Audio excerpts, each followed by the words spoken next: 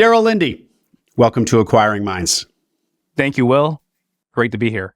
Darryl, you bought a sign and awning business just a few months ago. You closed. Sizable business, 77-year-old business in the great state of Rhode Island, a state that I spent some years in way back when. And in addition to your acquisition, you're also spearheading a couple of other initiatives that are near and dear to your heart and showing early signs of a lot of promise. So we're also going to hear about what those are. But start us off, please, Darryl, with some background on you.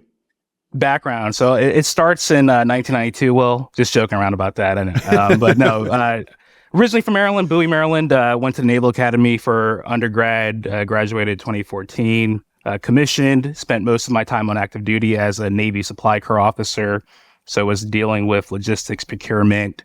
And it was there where I was working with a lot of small businesses, trying to, get things, for the Navy, and kind of saw a big opportunity there. So, towards the end of my time in the Navy, trying to figure out what I would do next in life, decided that, figured out I could actually buy a business, and was kind of hooked on it ever since. So, went to business school, did a dual degree at the Kennedy School and MIT Sloan, and throughout that process was always searching for an acquisition target. Happened to find one about 30 minutes of where I lived, which was pretty much my a radius that my wife was allowing me to do that in, and jumped in. So closed on July 7th, and it's been about 115 days since then. So, but who's counting? Yeah, I am. Darryl, when you were in the Navy and you said you saw an opportunity, and that then you later learned about buying businesses. Connect those dots. What was this opportunity that you perceived while working in supply chain in the Navy? Yeah, no, it's one of those things where I saw a lot of, older, predominantly white men, that I was doing business with, that it seemed pretty simple. They were, selling things that, obviously my submarine or the Navy needed. And it was one of those things where it's like, well, why can't I do that? I've been on other side purchasing it. So can I be on the other side actually selling it? It was one of those things where a lot of them would joke after we developed a relationship, like, hey, if you're thinking about getting out or, staying here in Hawaii or, not moving, maybe you can come buy this, pretty, yeah. So it was just one of those things where they kind of planted the seed in my head a little bit. Oh, interesting. And these were all people who were doing well. So you also saw not only a kind of, I could do what they're doing, but like an attractive career in what they had built or what they were running. Absolutely. Yeah. It was something that, the lifestyle was attractive. I thought they were, all pretty fulfilled in what they were doing. It was a combination. And it's just something that I was like, hey, let me jump into this. Mm-hmm. Cool. And were you somebody who had kind of was predestined to be in business or to be an entrepreneur, or were this exposure to this kind of class of small business owner, was that really your first inkling that you might be an entrepreneur? You know what? It's really funny you mentioned that, Will. My grandfather, started a business, third generation right now. So was always kind of familiar with the small business realm, but just growing up in the DC area, both my parents kind of working, in, government or nonprofit. It was one of those things where I felt like I was never going to do it until I really got close to it. Being in the Navy, and kind of was like, well, why not do this? What else am I going to do once I get out of the Navy? And this seems pretty fun and another challenge. So great. Thank you. I think you said that you were once in business school, you were doing a dual degree. You were doing an MBA at MIT Sloan and the Masters of Public Policy at Harvard's Kennedy School. Did I get that right? Yeah. Public administration, but public administration. And so, but you went into these programs already feeling like you might buy a business. So you were using your time there to learn about that. So why the Masters of Public Administration? Where does that fit into being an entrepreneur? Yeah, that's a great question. I think that maybe there's an opportunity for me to, pivot or kind of enter back into like government in some way. And, really one of the big things that was kind of always like a driving thing in my life was just seeing like the lack of diversity and like who I was actually doing business with in the Navy, who I was buying from. And that really bothered me. And if there are ways to, kind of help with the procurement process, and that's something that I always wanted to jump into because I just felt it was so important to me. So a part of me doing the MPA was, trying to figure out like if there was a way for me to, eventually help later on once I got some of this like, small business, operator, experience and, understanding, both sides of the issues and hopefully trying to help it later on. So while you're doing these programs and you're at Sloan getting your MBA, you are learning about search, taking ETA classes. What does that look like? What's your education look like? It was kind of the dirt road path. I was on Search Funder. I was reading the books, many of which your guests have mentioned on here, whether it's, the HBR Guide to Buying a Small Business, Buy Then Build, Why Should White Guys Have All the Fun? You read all these books and you're getting inspired. You're, The Outsiders. It's funny because I was actually reading The Outsiders and very serendipitous, but was having lunch with the guy who it was his father as one of the outsiders in the book. So I'm like telling this guy, hey, I'm really interested in, buying a small business. And, right now reading this book called, The Outsiders. And it's funny because like one of the guys, in the book, his last name is, X. And he's like, yeah, that's my dad. So it's it's really funny. But it's one of those things where I think all these things, inspired me. And one of the key things I want to drive at is just like, I really feel like I enjoyed my time, in grad school, but in a sense, I felt like it slowed me down from what I'm doing right now.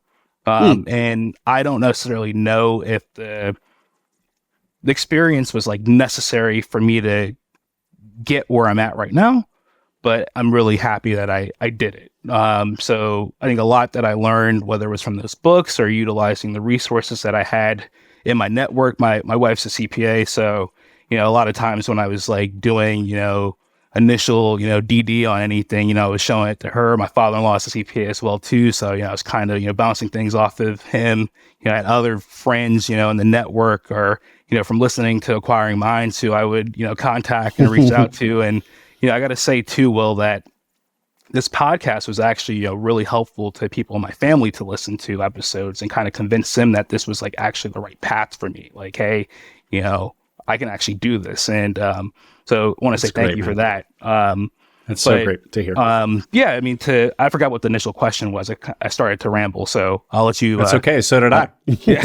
I'll let you pull me back in. But I have some follow-up questions here, Darryl. So let's hear a little bit more about how, as you reflect back, you feel like your MBA you're really glad that you did it, but it wasn't, you don't feel like it was actually necessary and it actually slowed you down a little bit.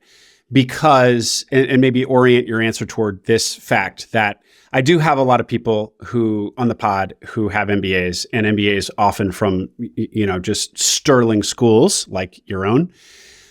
But then I also have a lot of people who don't, and I have a lot of listeners who maybe don't have, an MBA from Sloan or HBS.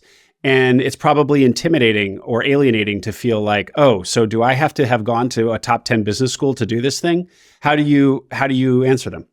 I mean, absolutely not. I would say there are so many resources out there, and I know we'll get to New Majority Capital later on in the interview, but there are so many resources and people who I feel will be able to help in this process. For me, I only took like maybe like a handful, like I would say like one or two classes during my entire 3 years that were really focused around, buying a small business or, operating it. And, I think that I'm actually, doing this right now. And, how many other classes I had were necessarily on that topic. It was really self-taught. It was outside of the classroom with the resources that I mentioned before. So, in short, absolutely not.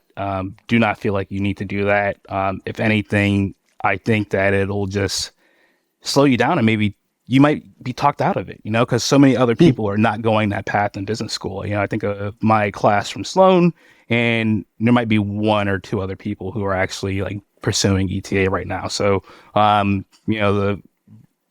the masses are not doing this. So, if anything, the connections that I make from lists or, people who have been on this podcast or, I work through New Majority Capital or, just, talking to other people in the SMB space, to me is more impactful than some of maybe the relationships that I have from people that I met at Sloan, just based on the kind of career path and what people are choosing to do afterwards.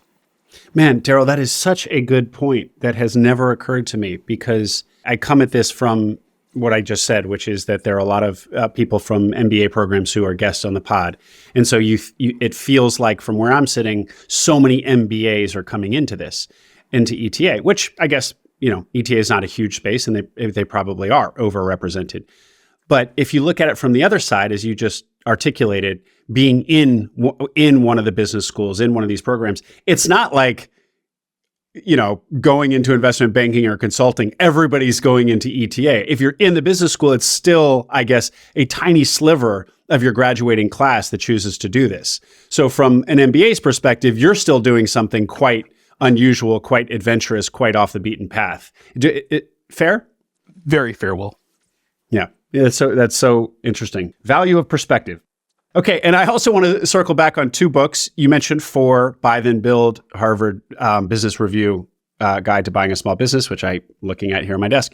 But you mentioned 2 others, The Outsiders, just indulge me. I'm going to tell people what that book is in case they don't know, and then you can tell us about the 4th book. So The Outsiders is by Will Thorndike, who is I don't want to butcher this, but in and around the search space himself. I think he's an investor in search deals. And The Outsiders is a book of 5 or maybe 6 case studies. Believe. Yeah, 7 case studies of unconventional CEOs who killed it. In the game. And, I'll let you kind of go through the summary of that, because I don't want to butcher it, because I've only read it once, but it's been a while. Yeah, well, I listened to it. So I'm no expert on the book, but yeah, 7 case studies of these CEOs who showed incredible return. I think kind of judging by returns that they generated for their investors. And one example is it John Maloney, the guy who was Comcast or Cox, the early cable television pioneer. And a lot of his story is about acquisition, and he's actually the guy who came up with the framework of EBITDA. He's credited as kind of the inventor of that term.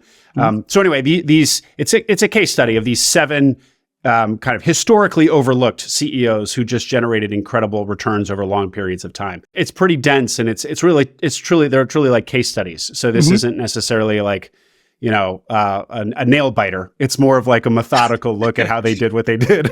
And then the other book, Darryl, is Why Should White Guys Have All the Fun? It's a book that's been mentioned here and there on this podcast, but tell us what that book is all about. Yeah, no, it's a book about Reginald Lewis, who was an acquisition entrepreneur who was formerly a lawyer, doing a lot of stuff on the deal side, and kind of just got into the game. And story is very inspiring. I would really encourage listeners here to just pick that up on audio or hard copy, however you consume your books. But to me, it was really great. Just kind of see someone like me, do it. Totally. I know you've had others on the podcast like Bruce Van and things like that. So I really love those.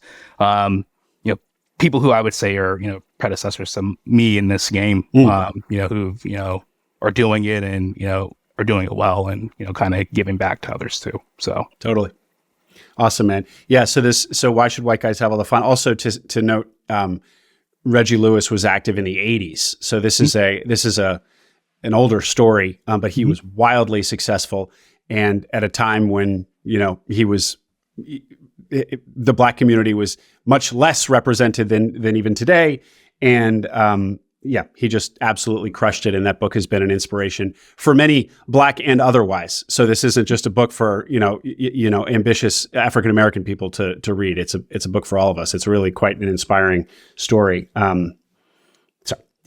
Great. Thank you for that, Darryl. So pick us up. You're at Sloan, and when does your search begin in earnest? Yeah, no. So I think at a certain point, if I remember it correctly, I know my wife and I were like doing like this 5-day hike in Brazil, and like talking about like goals into the new year of 2022, and I still had a year and a half of business school left, and I was like, I just need to do this now. I just need to do the search. And like my wife's talking about her goals too. And I'm just like, hey, 2022, like I'm starting to search actively. No more of this, just, networking and trying to like, build up the context and, figure it out. Like I'm doing, self-funded search, so got back from Brazil and, actively started searching, so was still in school, had 3 semesters left, as I mentioned, but was really organizing my day to where, I was reviewing a certain amount of deals a day,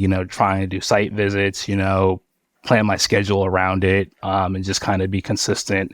Got my first deal under LOI that May, and it's so funny how things kind of come full circle. The first company that I had under LOI, it didn't actually pan out as far as an opportunity, is actually a current customer of mine, or a current client. So we're doing some work for them, which is just like so funny. So I actually like 2 weeks ago sent a picture to the 2 former owners who have since then sold, kind of just joking around saying, hey, it's come full circle, so I was actively looking for Darryl, deals. let me hop in. Why did you choose self-funded versus some of the other options, namely traditional search fund?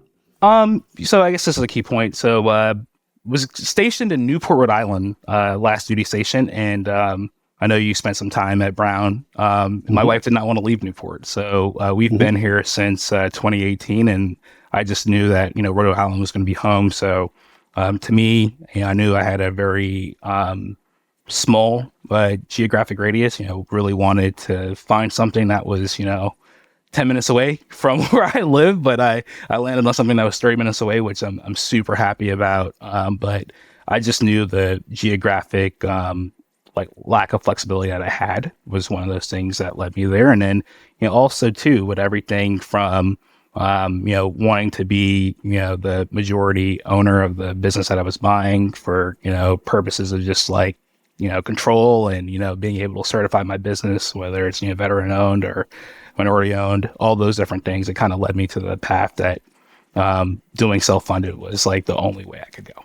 Yeah, makes sense. And for people who don't know, Newport, Rhode Island is a lovely New England town. They're one of its big tourist attractions, other than I guess the boating and just the loveliness is I can't remember the name, but there are these the robber baron mansions from the what's the name of that era? The kind of I'm forgetting. The Newport mansions are amazing. The Newport mansions. Yeah. But I guess there might be other names for it. Every time we have visitors who come, my wife does that activity with them. I kind of sit at home and just want to work and do other things. So mansions are great. We love like the food scene here, and just like there's always things going on here in Newport, so we like the walkability that we have. But is it close enough to the metropolitan Providence, Rhode Island? Rhode Island's, of course, it's biggest about city. 40 minutes away. So could your search extend to Providence or no? It was technically it was. So as I told you during the pre-call, I bought in Warwick, Rhode Island, so about 30 minutes away. So like I'm actually walking distance from the airport, which is like pretty cool. So walking to the airport. Interesting. Yeah, I've done it. I've walked to my flight. Really? So great geographic location. I love where the business that I bought is at. Cool. And Warwick is considered kind of greater Providence. That does qualify as the Providence metropolitan area. Just tell us more about the search and kind of how it unfolded. Yeah, so I think that I was going through this and actively learning and doing. So I kind of had these guides out that I was reading and talking to people and messaging on Search Funder and trying to ask questions. And I connected with a couple people at that point who I saw as mentors who I was kind of asking questions as I had them. But to me, it was just kind of like, let me learn by doing. So let me try to find a deal. The next goal of this process is to try to get an underneath LOI, and then so on and so forth.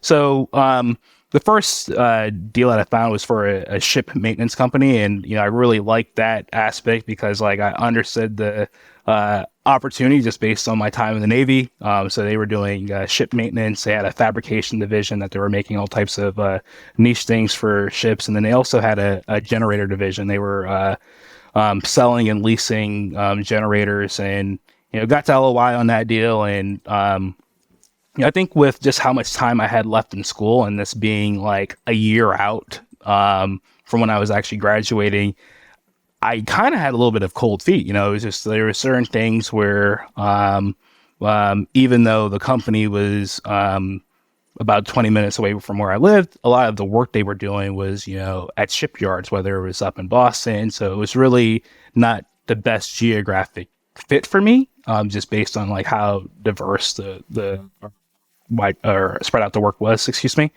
And it was just like the first thing, I was,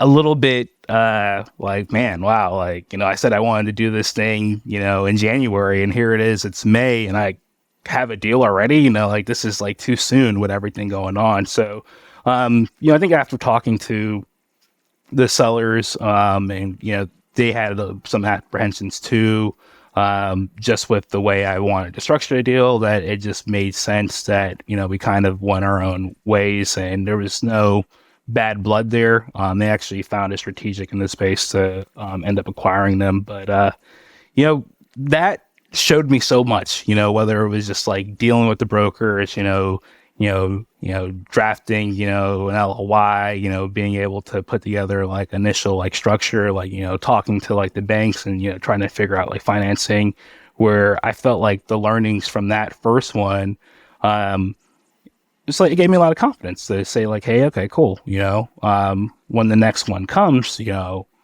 I'm ready, but I'm more focused too, because I know what things I want to see and what I don't. Well, that's a great kind of silver lining positioning of a deal that doesn't come to fruition, where you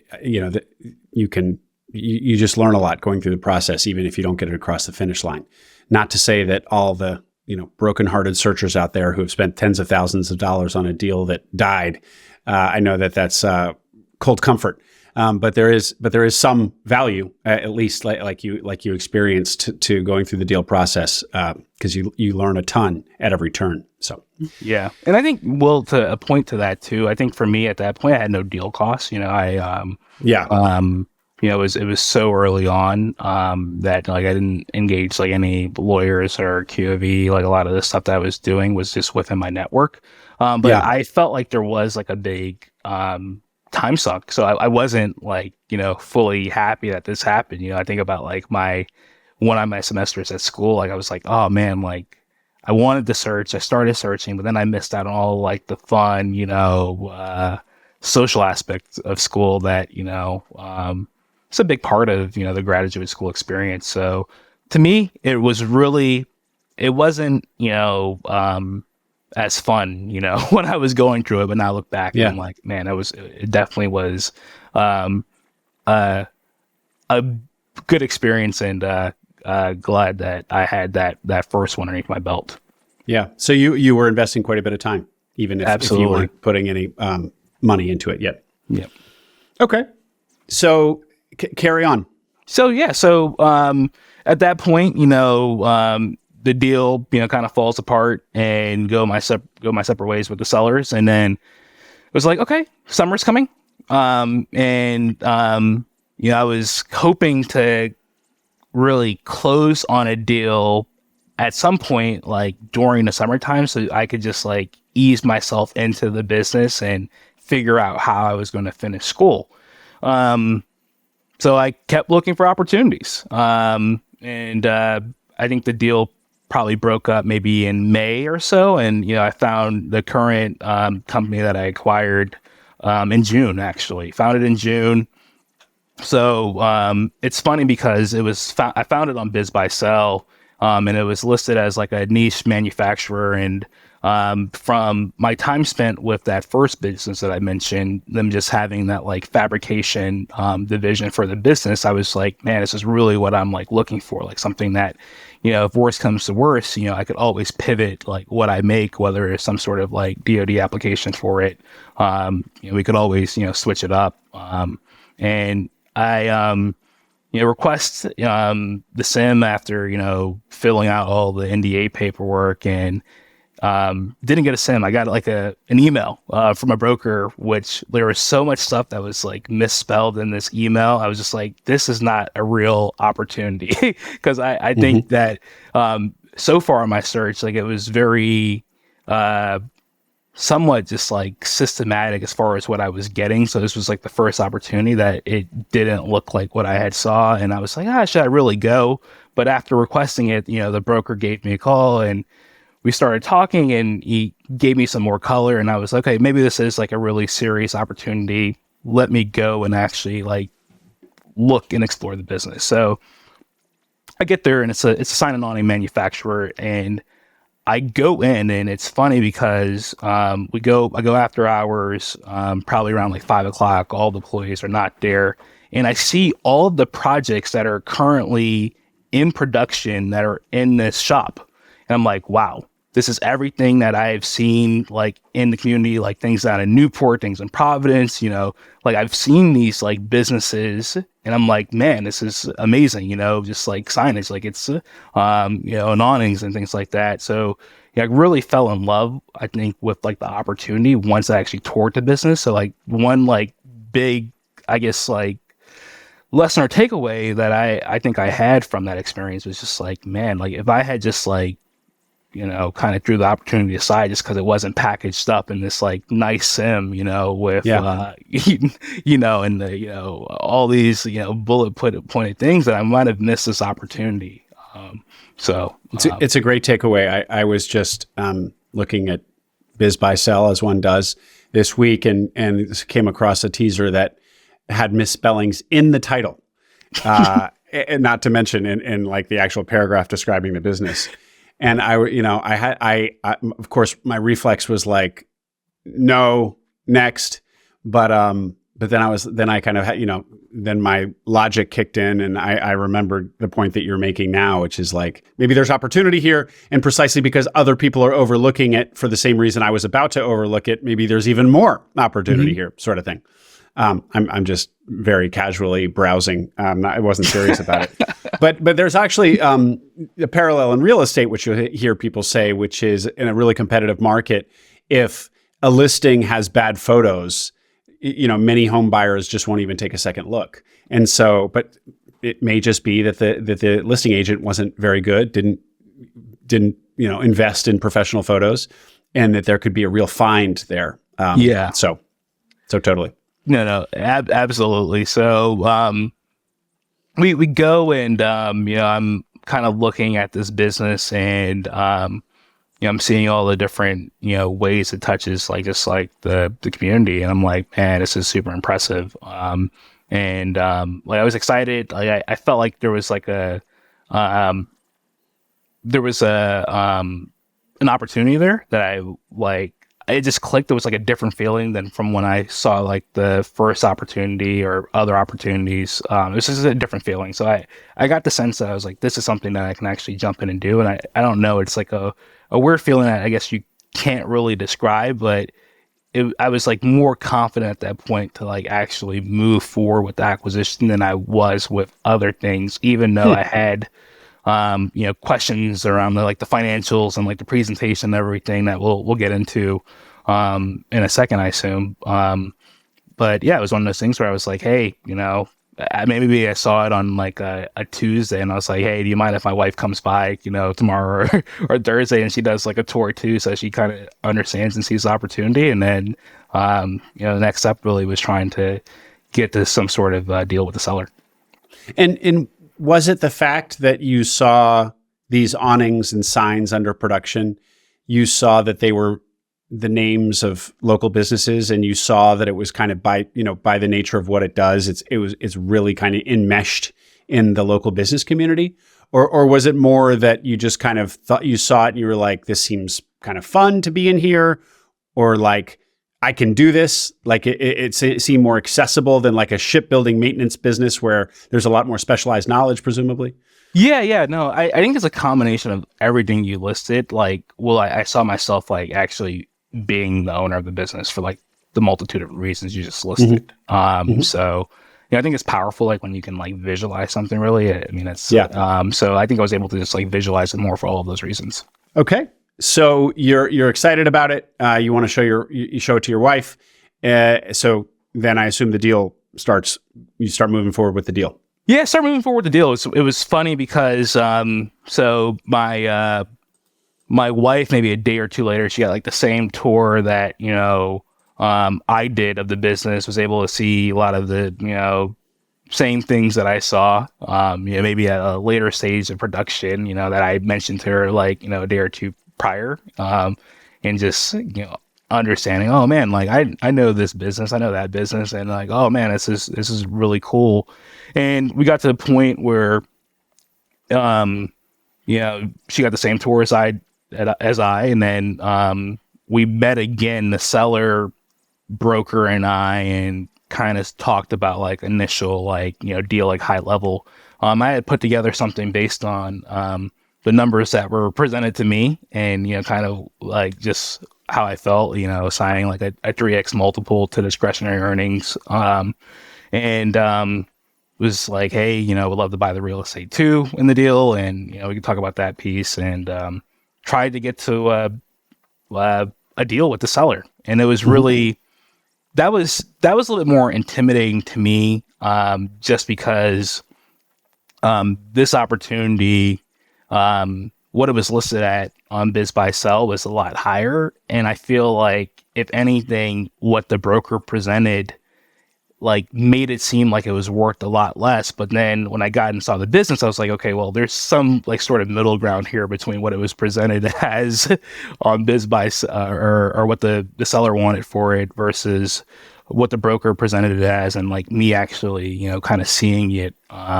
in the flesh. So, yeah. Can you give us some stats of the business in terms of numbers and headcount?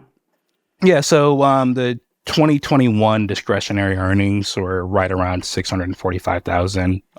So felt comfortable going in at a 3x multiple for that.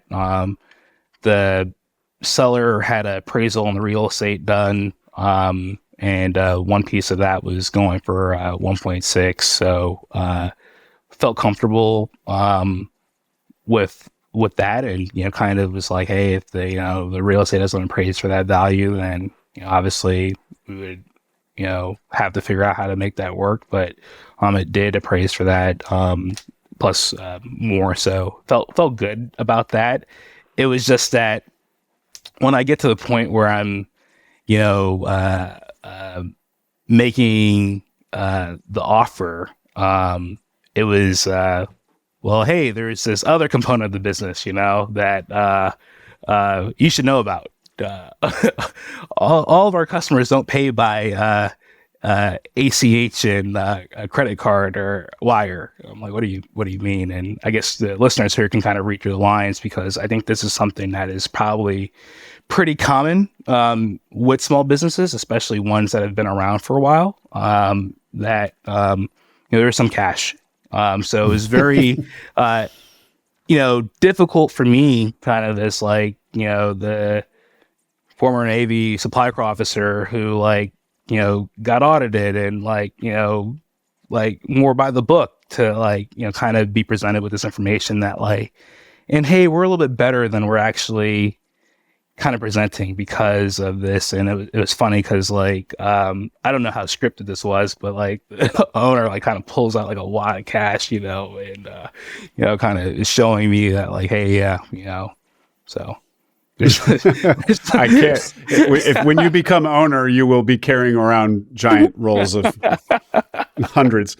So it's a very cashy business. So if a cash heavy business is, there's kind of a lot of flags around that. It's typically. Well, I'll correct you real quick. Yeah, I don't know if that's necessarily a cash heavy business.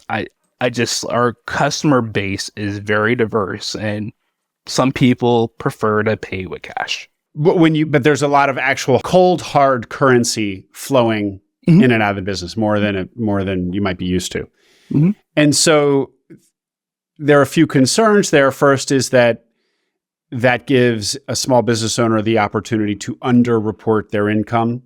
So, they're making an extra $100,000 or $200,000 in revenue that they don't report because it's not tracked anywhere, because it's in cash. Mm-hmm. And so you have to figure out how to weigh that. And then you have to just, you have to wonder if that has been a temptation of the sellers, and if the seller therefore has other temptations, and then also if there's a difference in valuation, because if there's enough cash going through and they've really underreported that cash, and they're telling you, oh no, actually we do, I'm just being arbitrary here, $1 million in revenue, not 800 that we report to the IRS. What are you, buyers, supposed to do with that information? Are you supposed to give them credit for $1 million, or credit for what their tax return says, 800,000? So it's a complicating factor. And it's just not very buttoned up. Like you said, you're used to a very kind of audited, buttoned up process from the Navy. So these I'm kind of taking your point and running with it, but does that feel right, about how you were reacting? Yeah, no, absolutely. It felt right. And I guess my bigger concern was well, how do I, convey this point in a very sensitive way to the bank that I was looking to get an SBA loan with, that was the biggest concern when I'm presenting this offer, and I'm just hey, well, we, what will they see? Because I'd never gone through the SBA due diligence before, and was worried about that piece. And Darryl, does a seller who has a significant percentage of their revenue coming in as cash, do they want to get credit for that? Meaning when they go to, when you go to do evaluation and in kind of an offer price, are they insisting that, the extra $100,000 or $200,000 in cash that comes in every year, that you account for that in your offer? I think the owner was kind of giving this information to me hey, this is a good business, because of this also. And okay. It's not going to really be reflected, okay. But you should feel even more confident / move forward with this opportunity because of this. Okay. I also think that there was some sort of, hey, can we, move this offer because of, the outside cash, and to me, I was just hey, I don't really know. I mean, at the end of the day, we're going to be going off of tax returns and what you kind of have, and this is what the bank is going to be using to underwrite the business, and you kind of already got credit for this also too, already, so you can't, trying to get credit on it, on the back end as well, too. Yeah. When you sell, it's a little bit hard. So, I think I kind of had to continue to reiterate that. And it was one of those things where, later on, I'll talk about the kind of the formal, I guess, deal structure, but there was a significant amount of the deal that the seller had to take in a note. And to me, it's just well, that's because of, your earlier dealings, you might have been able to avoid that if you didn't do that the way you did. Okay. Well, maybe now is a time, before we get into the deal terms, Darryl, can you tell us a little bit more about the business? How many people and its history. It's an old business. Yeah, old business. The founder, Al Andrews, 1946. The owner that I bought it from actually bought it out of probate court But currently, when I bought the business, we were about like at 25 employees or so. So a decent amount of employees. The split between signage and awnings? Yeah, about 70-30. So 70% signage, 30% awnings. And the awning, is that all commercial business, or is there some residential for the awnings? Some residential retractable awnings. So it's a very small piece. And I think it's a great opportunity for us to do more. So one of the things that I'm looking at, but a very small piece of that are residential awnings. Mm-hmm. So it's mostly a B2B business. Yep. And how did you get comfortable with the non-recurring nature of buying a sign? If I'm a business, I only need to buy a sign or an awning once every however many years. Well, it's so crazy. I mean, I think that, initially I was like recurring revenue, but, to me, I was like the project-based stuff, like it's all over. And it's like, to me, whether this is, schools or universities, hospitals, like our client base is so wide, or who we touch. So I was like, everyone needs a sign. Where are you at? And when I looked at like the landscape of just like Rhode Island, like it was one of the only places to really go. So it was really cool, just based on the nature of the work. We can do everything from the design to installation. So like we're full service. So a lot of other places aren't. So definitely an advantage we have. But I got comfortable with it, Will, because it was all over. It was needed, and I just saw the opportunity. So I was like, there's always going to be work for this business. Mm-hmm. Mm-hmm. Well, and it's the longevity of the business also, mm-hmm. of course, is a testament to its enduring profitability. You had said that there's kind of nowhere else to go in Rhode Island, meaning it's a leader in the market in Rhode Island. Is that what you meant? Yeah. No, I would say there's been some consolidation in the industry, some closures. I mean, this is really a trade. So there are a couple, like, maybe smaller shops, a couple individuals that, owner ready to retire, or employees were older, shut down, or there was actually an acquisition of one of our largest competitors maybe like 4 or 5 years ago by an out-of-state player. So I guess my point is that it's an industry that is needed, but mm-hmm. there's not a lot of options in the industry. So mm-hmm. So I felt pretty comfortable because of that too. Yeah. Well, that sure is a nice, defensible, powerful place to sit. Mm-hmm.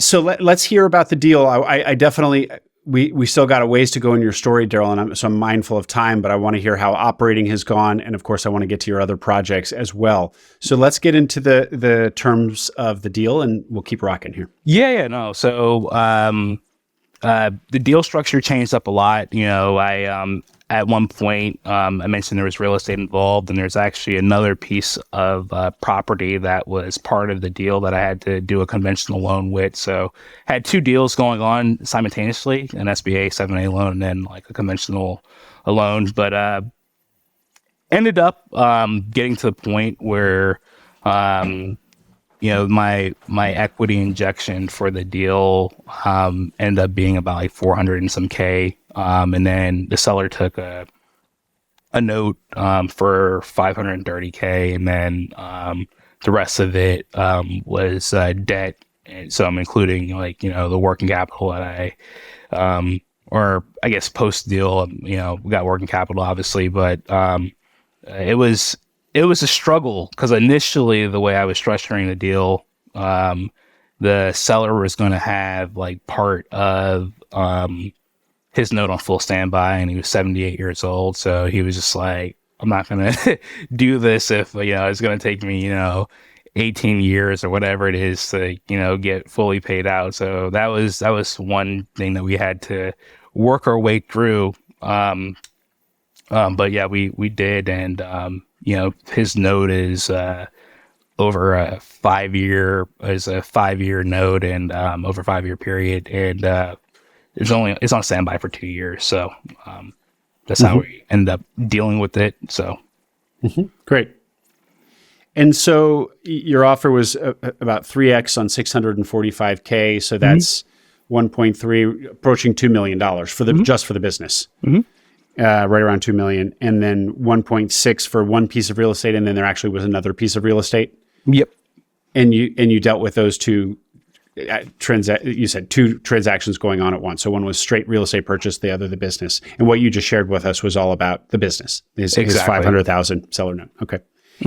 And on the real estate, is that something where there's less negotiation? That was kind of just a more straightforward transaction. Is there anything to say there or share with the audience? Yeah. On the other piece of real estate, no, it was just a kind of conventional loan. I mean, that to me was a little bit more straightforward, but it was my first time doing that as well too. So it was a learning process, but a lot less complicated than the actual business acquisition. Darryl, now this is something I should know and am not that familiar with, but aren't there ways of doing 7A loans where it's a single loan, but it's blended between the business acquisition and the real estate, but it's a single loan? Or absolutely. And just to clear it up, because I don't think it was very clear. So the two pieces of real estate, one was operated by a tenant on a triple net lease. So I wasn't able to do a 7A loan because of the space occupancy and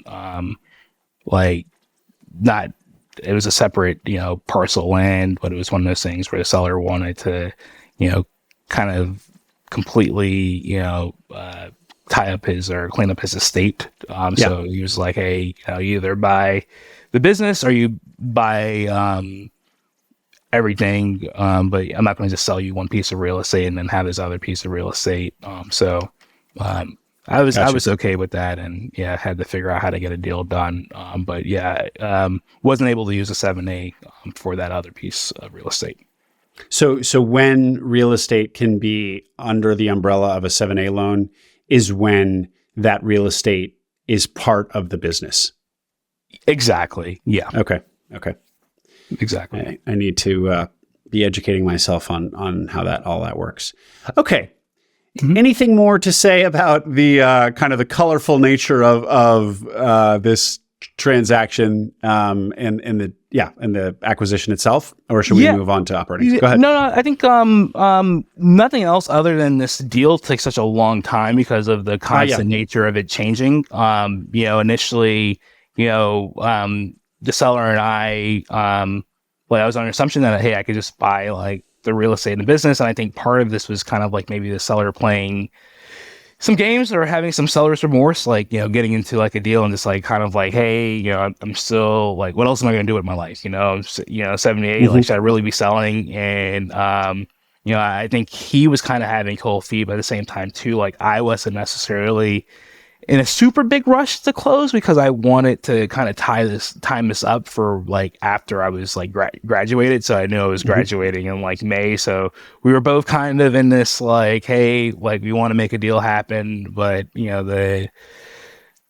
structure was constantly changing and there wasn't necessarily a big push from either of our ends in a sense. Looking back. Well, lucky you, Darryl, because isn't it that time is supposed to kill all deals? And yet, in this case, both parties were happy to let it drag on for their own reasons, and it still worked. Yeah, great. And circling back a little bit, or a bit to your MBA, and you had mentioned your wife and your father-in-law being CPAs, both, I think. Yep. Is that right? Yeah. You had said on the pre-call that in terms of the knowledge that you felt you needed or lacked with respect to buying a business was specifically on finance stuff. And you had your wife and father-in-law in your personal network to help you with those gaps.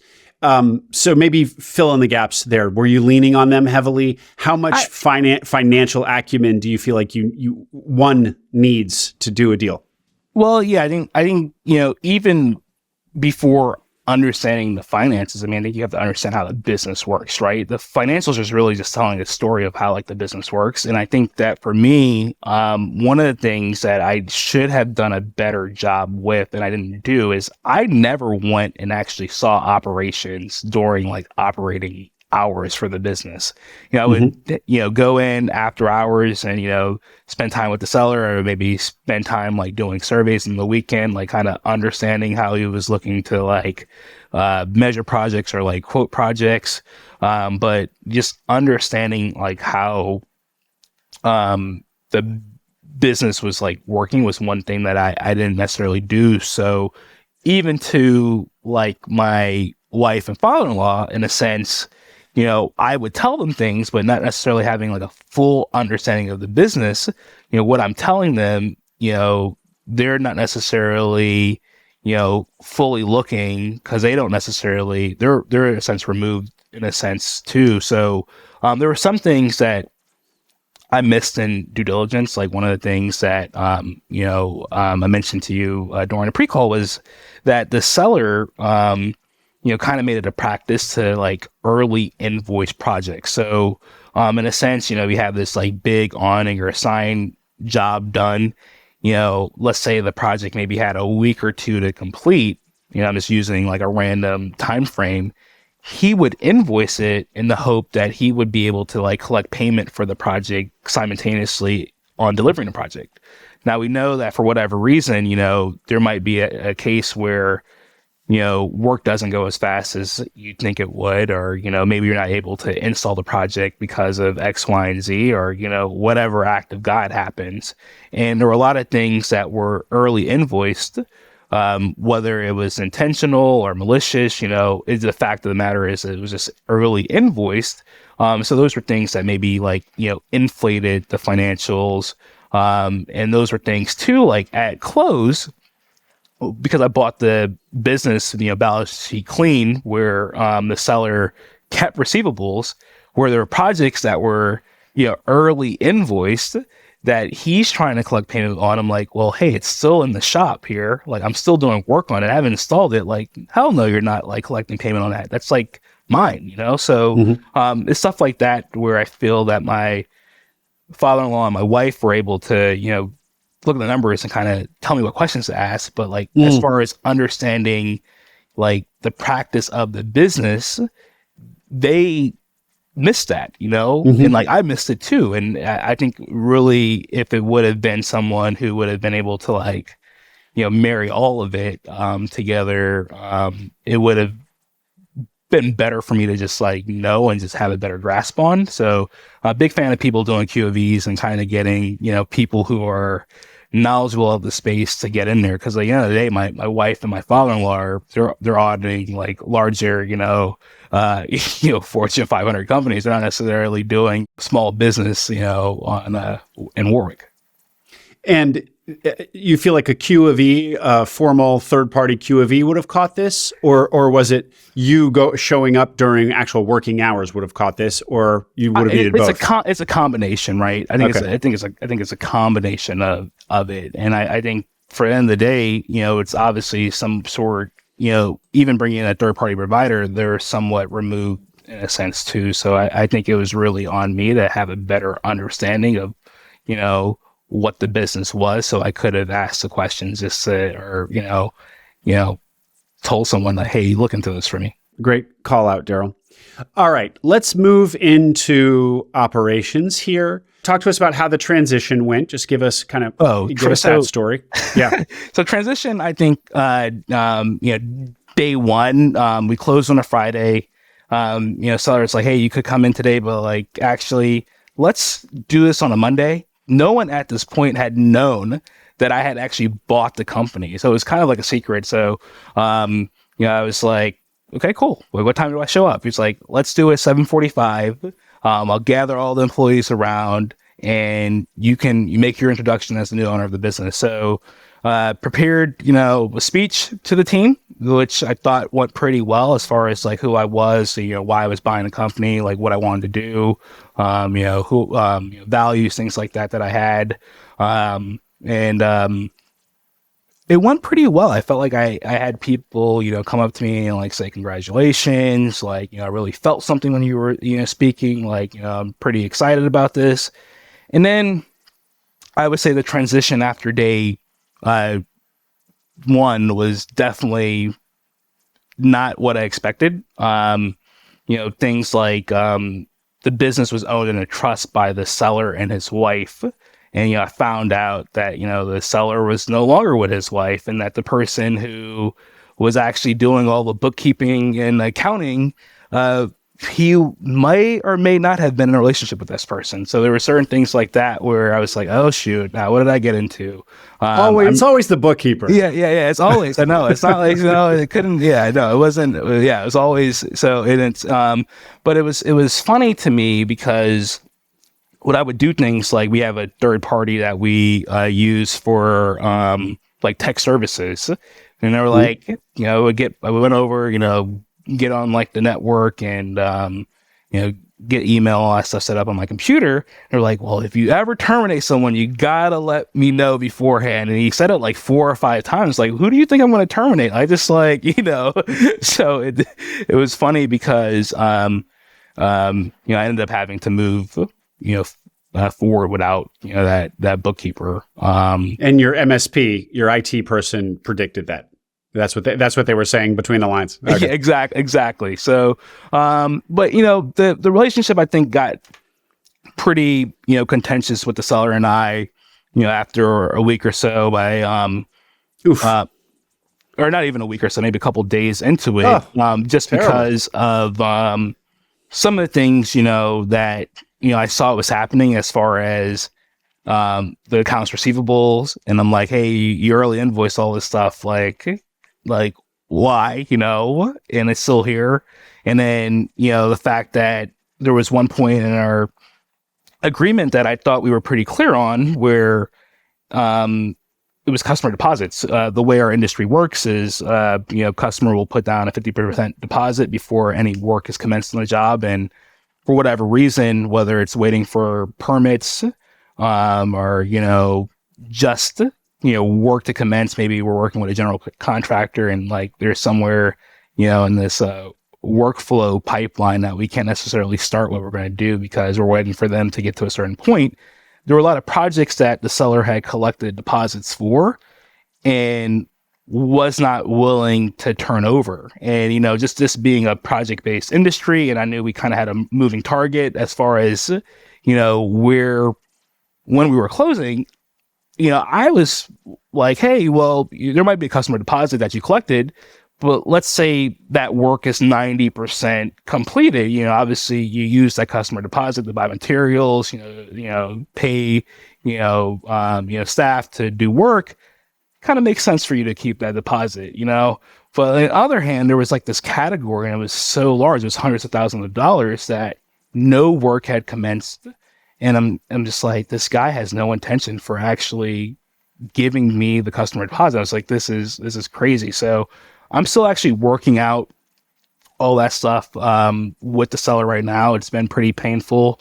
Obviously, I have the seller's note that I mentioned too. So I guess the worst case scenario, can offset there. But it's just one of those things where I think that if I was actually spending time in the business beforehand, maybe would have been able to, catch that as being an issue, versus, kind of only spending time in the afternoon or, the weekends with the seller.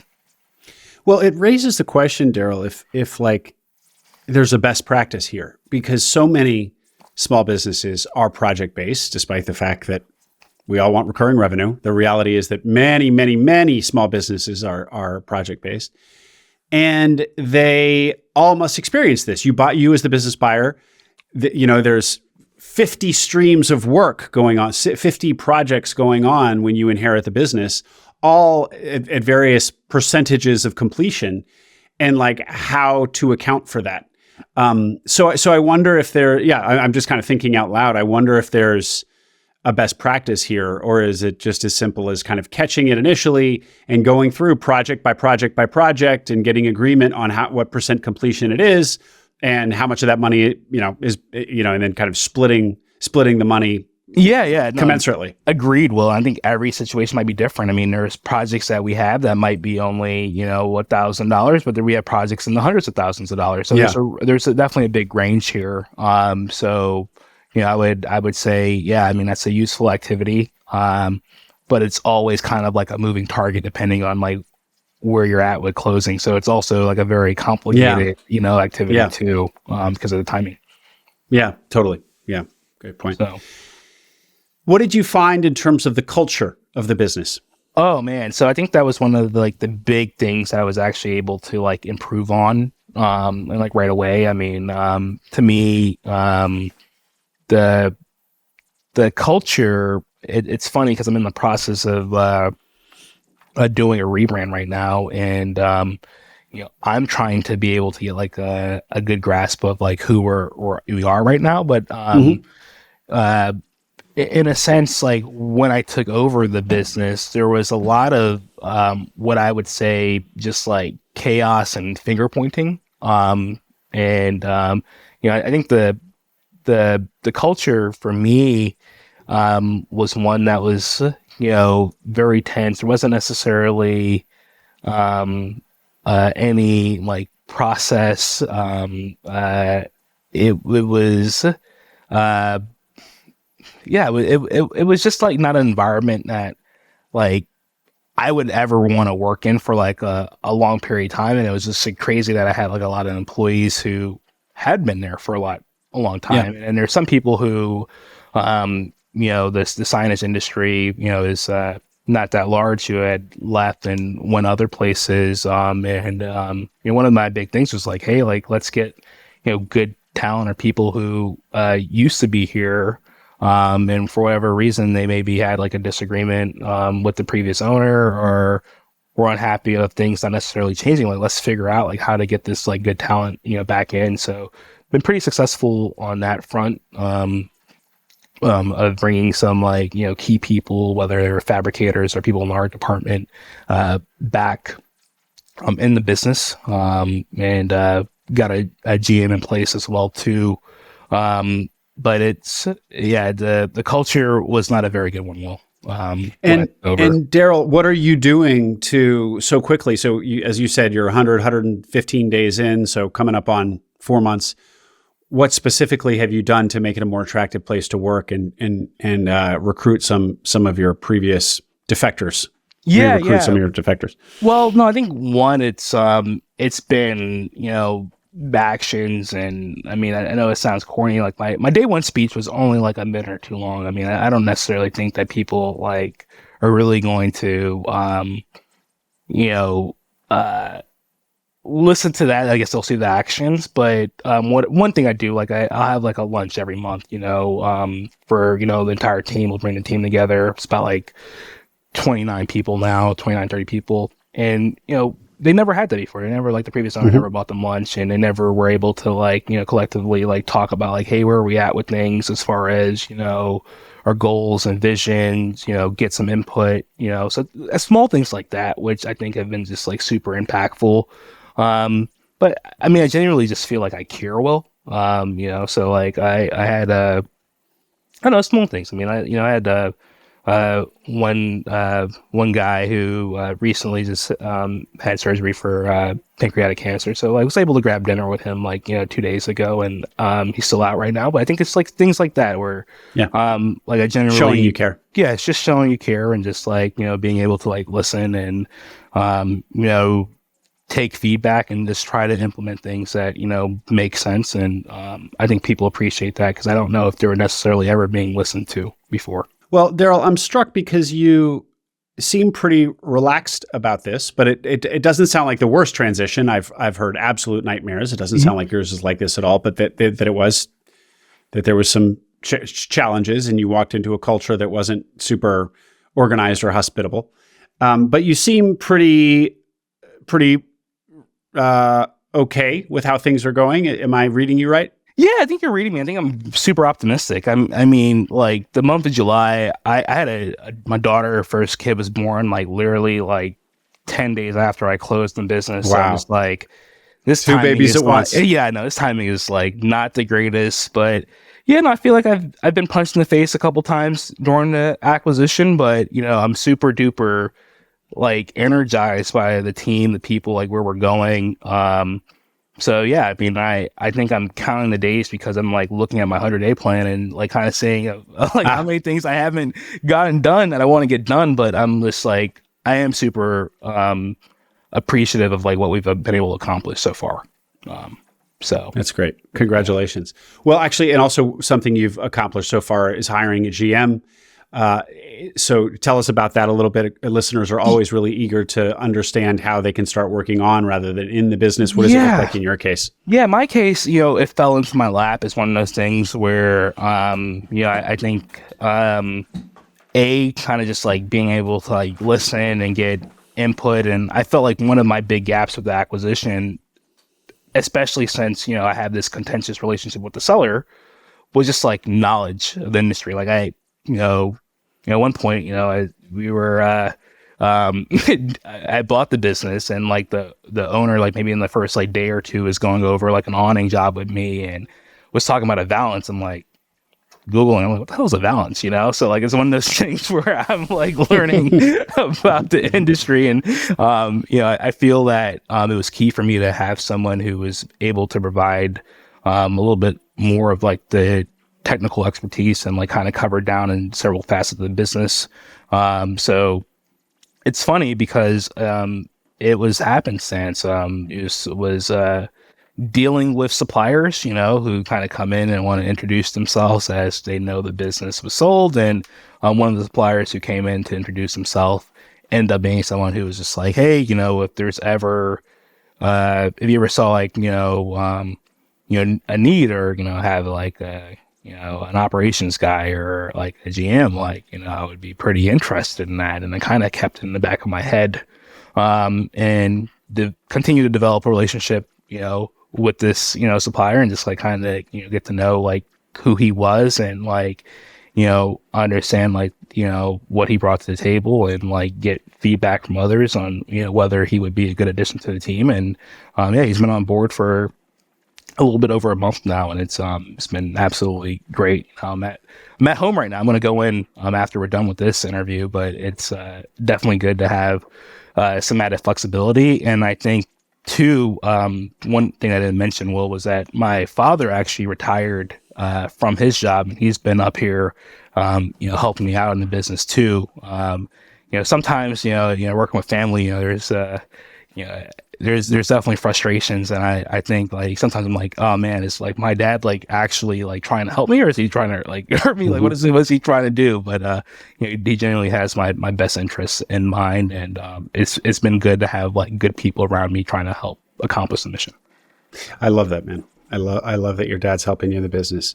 Of course, there's going to be stepping on each other's toes, or I should say he's just stepping on your toes because you're the protagonist here, so there's no stepping on his toes. But no, that's just great. Well, great. So and then hiring the GM kind of, you weren't even expecting that, and so have you felt a material difference in you just kind of being able to focus on strategic stuff much earlier than you thought? Absolutely. I feel a big difference. I feel that right now, since we're project based, it's our processes are so important, to be able to get jobs out in a timely manner, because when I first bought the business, it was crazy how much jobs were just like sitting in the shop or just like being held up for like different reasons, and just like, man, it's this cash that could be in the bank, because once we actually get this thing installed and are able to wrap up the project, we're able to invoice the customer right away. So trying to, clean up those processes so we can just become more efficient and, deliver to the customer faster.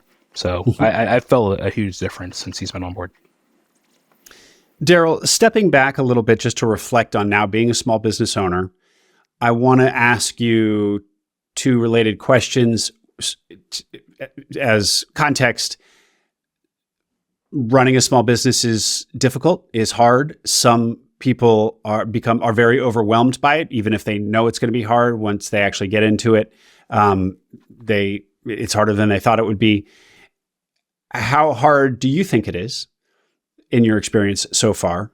And maybe kind of follow up to that is, how relevant do you think your military supply chain, your Navy supply chain experience has been?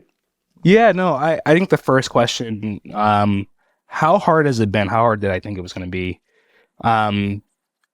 I thought this was going to be a lot easier just based on like my former experiences as like a naval officer. And it's been a challenge. I think the timing of it, just like how many different things, whether it's like the legal component with the seller that I'm dealing with right now, like the personal family component with my daughter being born, just trying to figure out like how I should like best be spending my time, like, working with my dad for the first time. Like there's all these different challenges that I don't think anything can really prepare you for. You just have to kind of get in there and do it and be committed to figuring it out. And I think that's what my Navy experience taught me, like there's no like book for this, even though you mentioned the books at the beginning of the thing. I mean, I remember one of the first books I gave us at the Naval Academy was like Message to Garcia. And, I always stuck with me, even though I don't even know if I really fully read it. But the summary for it was kind of like, you just got to figure it out. And maybe I might be butchering that takeaway because I don't know if I fully read the book, but I think for me, like everything is just like, hey, we'll figure it out. I mean, no challenge is, insurmountable. There are resources. I mean, there are things that we progressively will get better at and figure it out. And I think if you have that mentality, you'll be successful at it. Even though, I've talked to people who this hasn't worked out for, and there's things that are outside of your control. But I think that even with talking to them, it's kind of like, hey, they'll get on the saddle again and do another one and figure it out. Because I think this is all like, you can all figure it out. You really can. Darryl, anything more to say about your story before we hear about New Majority Capital? Yeah. I can't like tell listeners enough like how much fun I'm having. Like this is fun to me. Like it is cool. Like, being working with the team, and like at the end of the day, like you gotta be having fun doing this stuff, right? And I think you should like know, like down, in your heart, whether or not you feel like you're going to be having fun leading people, figuring big problems out. Like you should know, like, and I think that was part of me, like that I knew from like the Navy, like, hey, I had like fun doing this, but like, man, you gotta have fun with it, and you gotta know you're gonna have fun with this, because if you don't, like, it'd be miserable. Like, like I think some people, like my wife, love her, she probably wouldn't enjoy this as much, like dealing with all the people issues and like the chaos and the stress of it, but I think it's fun.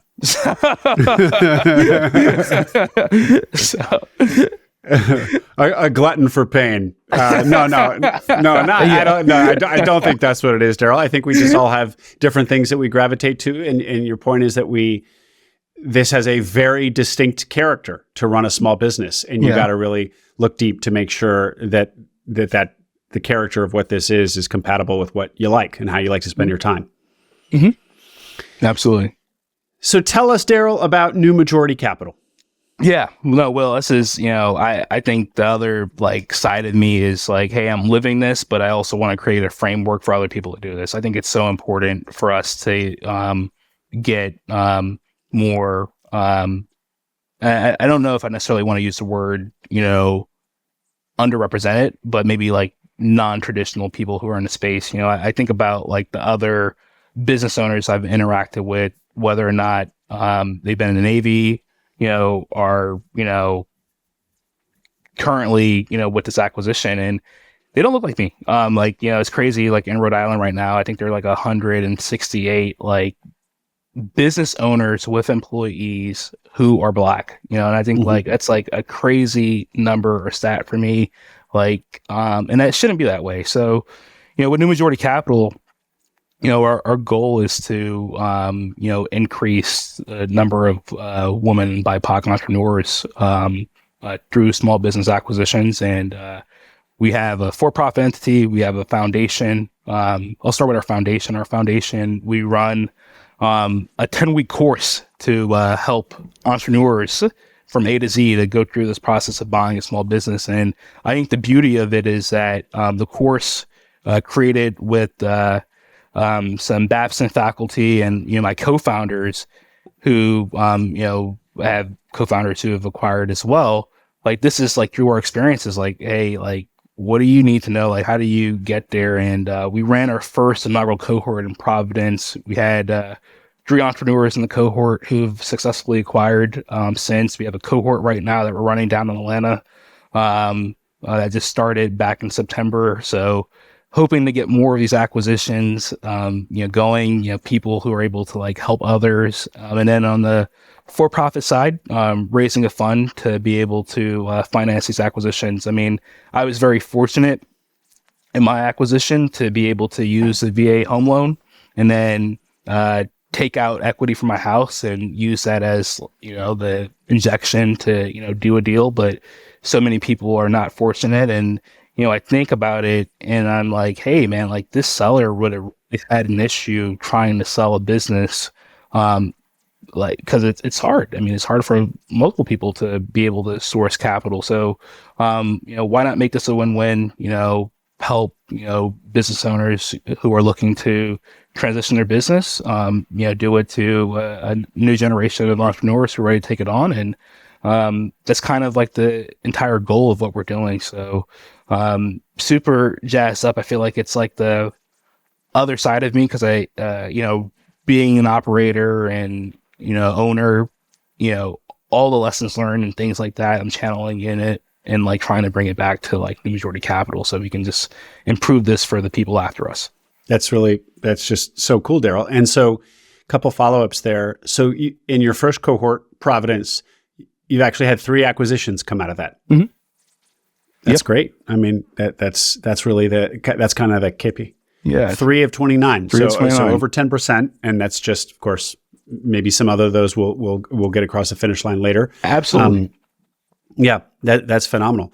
And this is, you said 10 weeks. So this is it 10 weeks part-time, full-time? Give people some more color on what it looks like. 10 weeks part-time. I mean, we're kind of averaging about 10 to 12 hours of like total work for a fellow going through the cohort. But the way we structure it is that we have 2 virtual sessions on Monday and Thursday, every week, and then other 10 weeks, and then we have some in-person sessions that are scattered throughout, about 3 in-person sessions throughout the program. So on average, it's about 10 to 12 hours a week that people going through the cohort spend on our programming. Mm-hmm. That's great. And so you have, go ahead. I was going to just say, well, the goal is that actively people are looking at opportunities and we're helping them through the opportunities that they're looking at through the course. So that's why. So the model is not like by the end of it, they start looking at Sims. You want them looking at Sims for the duration. And a lot of this is kind of workshopping actual live deals. Absolutely. Mm-hmm. And you said you have a cohort going on in Atlanta right now? Yep. And didn't you tell earlier me this week? Yeah, earlier this week, doing some work with the cohorts. And I'm sorry, I interrupted you. No, that's great. And how many people are in Atlanta in this cohort? We have 37 right now. Oh, and I think you told me that you were also going to launch one in my backyard here in DC. That's the plan in next year? Yep, absolutely. So we'll be down in DC in February. So applications and all that stuff will open up sometime in December. So definitely we'll post a note in the show links, or I don't know what you call it, actually, show notes. For that. Show notes, excuse me, later on. And Darryl, just to circle back to something you said about you used home equity, home equity from your home, and you were able to buy your business, and you were able to buy your home because of the VA loan. So you feel like you've benefited from these kind of programs that you otherwise wouldn't have had access to capital, and so you're a believer in kind of that things like that can really move the needle and help individuals in a concrete way. Absolutely. I'm living proof of it right now. Yeah. Buying a Newport, I guess, a while ago was a good decision. So, and Succession Ready. Have you already talked about Succession Ready, or is that? Yeah, no, I haven't. So that's the other side of this coin. Another program that we developed and delivered. And really, this is for the business owner who is, thinking about transitioning from their business. How can you, get the most value for your business? What do you have to do to put yourself in a position to exit successfully?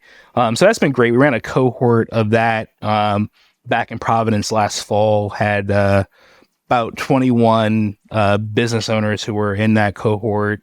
Average business about like $3 million, as far as top line, and they were great, opportunities. So we're kind of thinking our future goal is like, this is a win-win if we can kind of help people from Succession Ready, and then people from our other group, Beta, that we were talking about before. We can kind of marry these two groups up. It's a win-win, and Absolutely, make society a little bit better of a place. Fantastic, Darryl. What is there anything that we haven't touched on that you wanted to get a chance to say? Yeah, no, I one right now continuing to raise for Fund 1 for New Majority Capital. So, I know like my biggest like call to action after listening to this, if you're someone who, maybe is thinking about this and of yourself or people in your network who would be interested in, being an LP in our Fund 1, please reach out. But at the end of the day too, I can't reiterate enough, like, you don't have to go to business school to do this.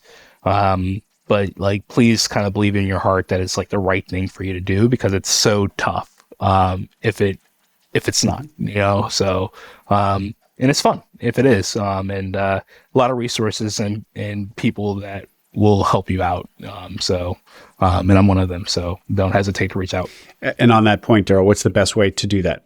Darryl, Darryl at newmajoritycapital.com. Great.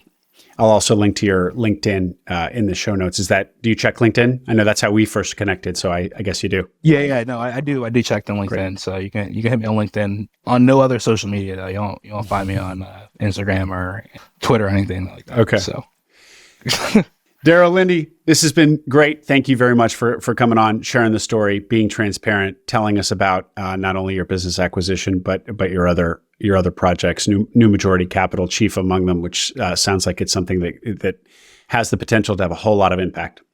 Absolutely. Thank you, Will, for the time. Really appreciate you. Keep doing what you're doing. Thanks, Darryl. I hope you enjoyed that interview. Make sure you subscribe to the Acquiring Minds channel below. We are now publishing twice a week. So tons of new interviews and stories to come, stories that will help you along your own path to acquiring a business.